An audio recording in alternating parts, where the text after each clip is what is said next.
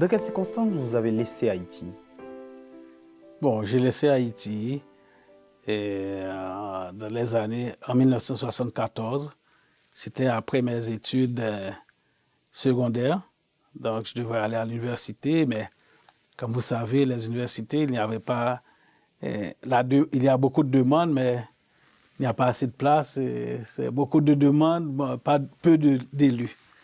Donc, j'avais à l'époque une cousine qui avait déjà immigré au Canada, qui m'a dit, bon, Yves, si tu veux continuer tes études, je pense que c'est mieux de venir ici. Le Québec, le Canada donne beaucoup plus d'opportunités, donc vous aurez la chance d'apprendre ce que vous voulez. Au lieu d'attendre cette année, et puis vous allez composer, ça ne marche pas, vous allez attendre une autre année parce que le choix n'était pas trop grand. Donc, c'est dans ce contexte que j'ai laissé Haïti pour venir ici. Et en venant, je suis arrivé en septembre 1974. C'était pour aller directement à l'école, aux études. Dans quelle région d'Haïti êtes-vous originaire? Et je viens de Léogane. Léogane. Est-ce que vous retournez souvent? Oui, je vais souvent avec Géninov qui a des projets en Haïti. Donc, de temps en temps, je vais en Haïti. Donc, je profite pour faire un coup de pied, aller voir des amis ou bien des parents à Léogane. Okay. Mais quel genre de projet Géninov en Haïti? Donc, on a fait plusieurs projets en Haïti, comme dernièrement, on vient de compléter un projet d'informatisation du ministère de l'Agriculture. C'était informatiser tous les bureaux du ministère qui a 16 sites satellites, c'est plus le centre, le siège social qui est à Port-au-Prince, à Damiens. Donc, c'est un projet qu'on a fait. Le premier grand projet qu'on a fait pour Haïti, c'était la douane. On a fait le réseau satellite, un réseau satellitaire qu'on a installé pour eux. Encore, c'est pour les bureaux de la douane, qui avaient 10 bureaux sur tout le territoire. Donc, on a installé un réseau satellite pour la douane. Et récemment, on a fait un projet en informatique. C'est le centre de référence, centre de renseignement administratif pour la primature. Donc, c'est un centre qui regroupe tous les services de l'État et puis quelqu'un qui a besoin d'une information sur les services de l'État, vous avez un seul endroit pour avoir ces informations. C'est un site intégrateur qui a centralisé un peu de tout. Ensuite, finalement, présentement, on vient de gagner un contrat, un projet pour faire une centrale d'énergie solaire pour l'électricité d'Haïti. Donc, ça doit commencer la semaine prochaine. Quelle place occupe le Québec dans votre vie? Bon, je vis au Québec, ça fait 40 ans que je suis au Québec, donc ça fait partie de ma vie. Donc, je passe plus de temps au Québec que dans mon pays d'origine. Donc, mes enfants sont nés au Québec. Donc, ça fait partie de... Moi, j'aime pas ça,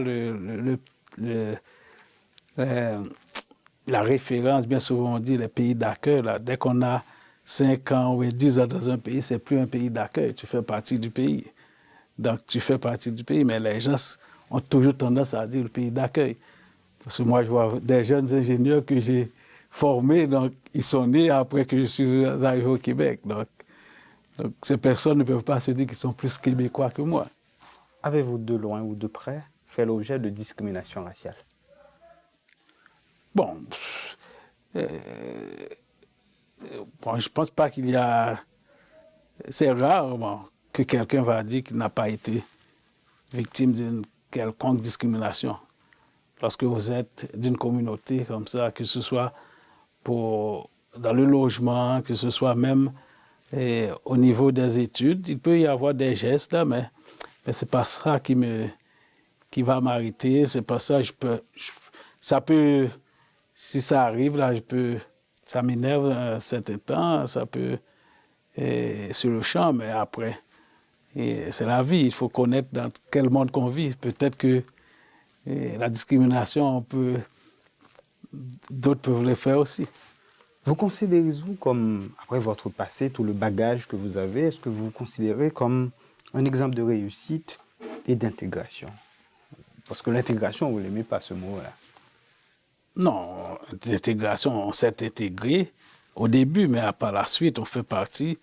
Et dès que vous êtes intégré, vous faites partie de la société en général. Donc, je ne pense pas qu'il y a un problème là. Donc,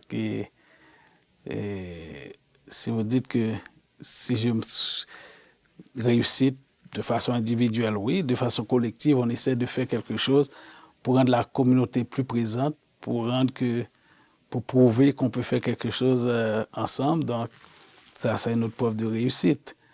Donc, je ne suis pas quelqu'un qui va se mettre dans un coin pour dire non, j'ai pas fait, j'ai pas réussi. Je suis quelqu'un qui est toujours à la recherche d'un défi quelconque. Donc, c'est un peu ma nature. Je pense que c'est un peu la nature de beaucoup de personnes qui sont avec moi. Est-il possible de réussir sans effort? Oh, non. Non, ça, c'est hors de question. Parce que la réussite, c'est l'effort. Donc, on ne peut pas réussir à moins, même si on vous laisse une succession quelconque, là, si vous ne faites pas d'effort pour garder cette succession, ça va tout désagréger. Donc, la réussite, c'est l'effort. Si vous avez un message à passer aux jeunes de la communauté haïtienne, et ceux aussi issus de l'immigration, qu'est-ce que ce serait? Bon, ce serait que vous êtes dans une société, essayez le plus possible de vous intégrer à la société, d'apprendre à connaître la société dans laquelle vous vivez. Ensuite, par la suite, persévérer dans tout ce que vous faites à la recherche de l'excellence parce que on est dans une société qui ne fait pas de cadeaux. On est dans une société qui reconnaît l'excellence, qui reconnaît la performance, tout ça. Donc, ce n'est pas en arrêtant sur certains échecs qu'on peut progresser. Donc, ça prend toujours la persévérance dans l'effort. Ensuite, les études. Parce que les études, bien souvent, on a tendance à dire que si je vais à l'école, si je ne trouve pas d'emploi, pourquoi je dois continuer? Non, ce n'est pas vrai. Si vous avez la chance d'avoir des études, de faire des études, tôt ou tard, vous allez pouvoir vous êtes mieux équipé pour faire face aux défis de la vie.